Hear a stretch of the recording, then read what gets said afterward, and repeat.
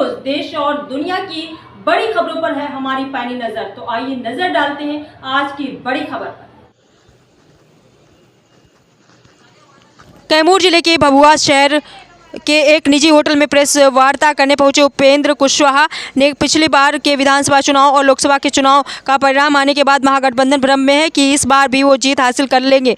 पिछली बार चुनाव में हम लोग बटे हुए थे जिसका फायदा महागठबंधन के लोगों को मिला, लेकिन इस बार हम लोग पहले से ही एकजुट हैं। इस बार उनकी गलतफहमी दूर हो जाएगी। उन लोगों ने अफवाह फैलाकर लोगों को भ्रमित कर दिया, जिसका नतीजा रहा कि शाहाबाद और मगध क्षेत्र में हम लोगों को शिकायत मिली। दोबारा ऐसा नहीं होने दिया जाएगा। एनडीए की सरकार बिहार में बनेगी जिसका नेतृत्व नीतीश कुमार करेंगे। उपेंद्र कुशवाहा ने अपने प्रेस वार्ता करते हुए बताया विपक्ष की तरफ से कई तरह की साजिश और प्रचार किया जा रहा है और पिछले लोकसभा चुनाव में भी हुआ है जिसका असर शाहाबाद और मगध के इलाके में पड़ा।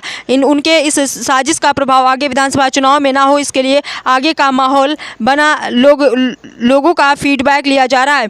पिछली बार विधानसभा और लोकसभा का जो चुनाव परिणाम आया जिसमें थोड़ी सफलता उनको मिल गई, जिससे उनको लगता है कि अगले विधानसभा चुनाव में हम सत्ता पर काबिज हो जाएंगे।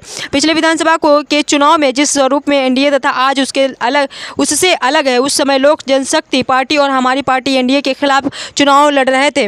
इस बार पहले से ही हम सभी एकजुट हैं। प्रशांत किशोर के सवाल पर बोले कि अभी प्रतीक्षा की घड़ी है, चुनाव परिणाम आने पर वो समझ जाएंगी उनकी क्या स्थिति रही है। शराबबंदी से हो रही मौत पर बोले जहां शराबबंदी नहीं है वहां भी शराब पीने से मौत हो रही है। लोग शराब ना पिएं, जहरीली शराब हो या कोई शराब हो, पीने से वो नुकसान ही करता है। लालू यादव को भारत रत्न देने के सवाल पर हाथ जोड़कर चुप हो गए। आइए देखते हैं पूरी रिपोर्ट कैमूर से देवव्रत तिवारी के साथ। हम आग्रह कर रहे हैं, यहाँ भी हमने कल कहा है और आपके माध्यम से हम अभी भी कहना चाहते हैं कि बिहार में फिर से एनडीए की सरकार ही बने, इसकी बहुत आवश्यकता है। क्योंकि एक तो विपक्ष के लोगों ने गलत मंसूबा पाल लिया है।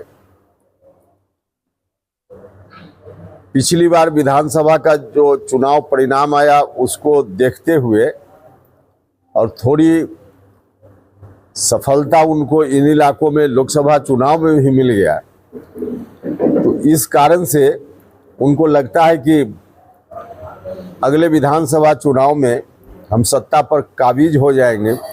गलतफहमी के शिकार है लोग। पिछला जो विधानसभा का चुनाव हुआ उसमें जिस स्वरूप में एनडीए था आज उससे अलग स्वरूप में एनडीए है। उस वक्त लोक जनशक्ति पार्टी भी एनडीए के अंदर ही अधिकांश सीटों पर उनका उम्मीदवार भी हो गया था। अब वैसी स्थिति नहीं है, अब सब लोग एक साथ हैं। हम भी उस वक्त अलग थे, हमारी उम्मीदवारी एक अलग गठबंधन के साथ एनडीए के खिलाफ ही थी। उसका भी असर कई विधानसभा क्षेत्रों में हुआ। इस कारण से महागठबंधन के लोग कुछ ज्यादा सीट पर जीत गए थे। हम बटे हुए थे जिसके चलते उनको थोड़ी सफलता मिल गई थी। इस बार तो पहले ही से हम सब लोग एकजुट हैं, तो कहीं से कोई सवाल ही पैदा नहीं होता है। लेकिन फिर भी लोगों को अलर्ट रहना चाहिए, सचेत रहना चाहिए ताकि एनडीए की सरकार बनाने में कोई कठिनाई न हो।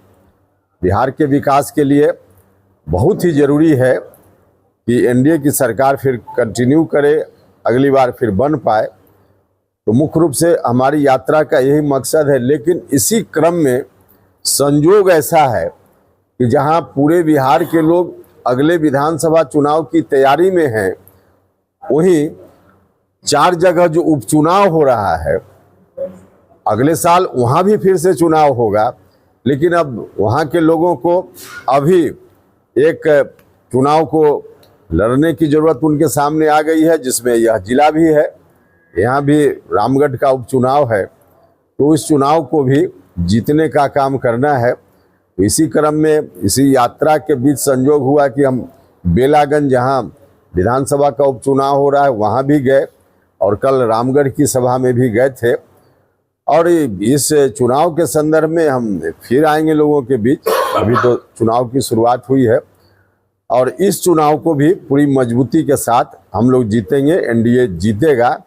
उन राज्यों में भी हो रही है जिन राज्यों में शराबबंदी नहीं है। तो शराबबंदी से जोड़कर इस समस्या को मत देखिए।